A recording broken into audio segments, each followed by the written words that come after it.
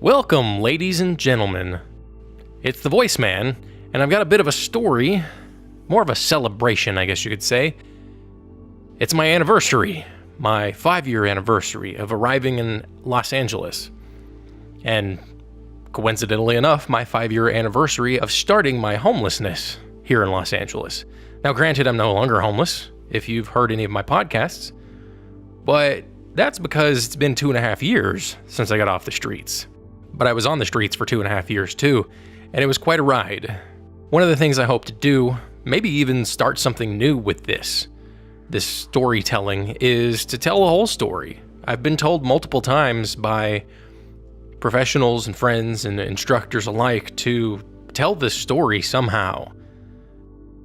But I arrived in LA on January 22nd, 2012. And around 9 a.m. at the Greyhound station in downtown, and just like today, it was raining. Now, today is raining quite a bit more than that specific day. I had brought with me 2 backpacks. I had about 11 cents in my pocket, and I ended up walking towards Pershing Square. And I ended up stopping there because I noticed, well, one, I wanted to see if I could sit down, perhaps. It was still a little wet, and my feet hurt already. It's about 1.5 miles, almost 2 miles, from the Greyhound station to Pershing Square. And carrying, a whole backpack in one hand and wearing the other one. It was tiring, to say the very least, and it was cold.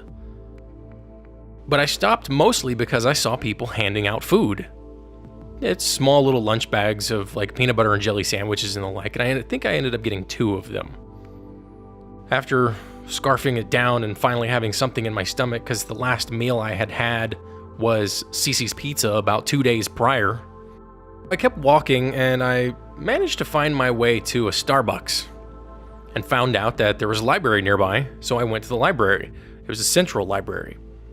Unfortunately, they closed pretty early on weekends at that point, and they weren't even open on Sundays. So I had to leave and be back out in the elements yet again, and it was cold, and I was trying to find a way to stay warm and stay sane. And ultimately, I don't really know where the time went.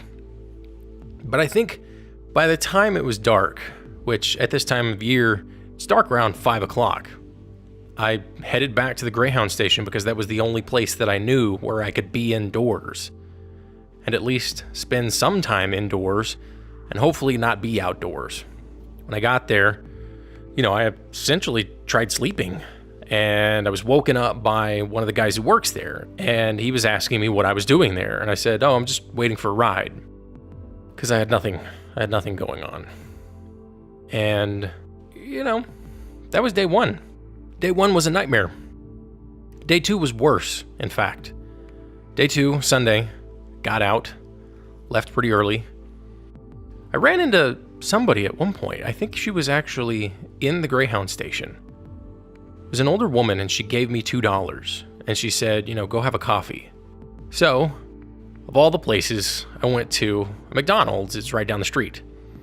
And, I sat in there, and I bought a coffee, and I had a hash brown using the remainder of my 11 cents. I think I maybe had like 2 cents left. And the coffee was horrible. It tasted burnt. It didn't matter what I did to it to make it better.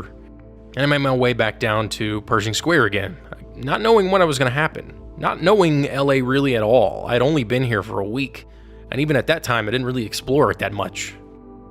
So I went back to the library. It was closed, of course, so I stayed at Starbucks, waited until my netbook's battery died. Meanwhile, I was trying to get in contact with a friend of mine who lived out here, who let me stay at his place when I was traveling around, hoping beyond all hope that he was going to be able to give me a chance to stay at his place. Never really happened, though. Second night, I was able to stick around again. Surprisingly, same guy still gave me a hard time. I was like, hey, my friend's out of town. I got to wait for him to come back. It was true, but it wasn't the truth. The truth was I was homeless and I had nowhere to be. And I didn't know where to go, what have you. And on my way to and from, I had found people were handing out hot dogs and stuff, but I didn't actually get any. I still had a little bit of the food left over from the day before. and, again, was able to stay in the Greyhound. It was Monday at this point, so I was able to actually go to the library and start looking up stuff, whether it's finding jobs or what have you. What I did, I don't know specifically. All I know is I spent pretty much all day there because they did close at a reasonable hour at that point. And it did get to the point of darkness, and I was hungry, and I had very little food left at this point. I went back to the Greyhound station because that was the only thing I knew what to do. And at that point, when the guy saw me again, he kicked me out. He said I wasn't allowed back. Didn't matter what my excuses were at that point, I wasn't allowed to stay. He was going to call security on me otherwise.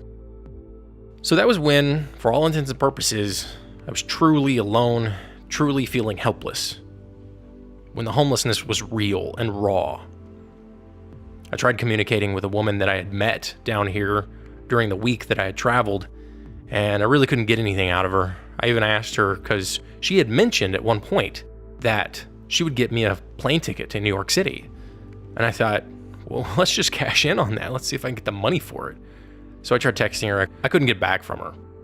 She wouldn't communicate again for whatever reason. And I think inevitably the last time I talked to her was probably a week prior to that.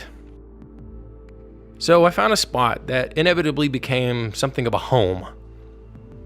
And it was just outside the Pershing Square metro station, across the street from Pershing Square. And I ended up spending a lot of time there. I met a lot of people there, and I had some interesting experiences there. But that's going to wait till next time.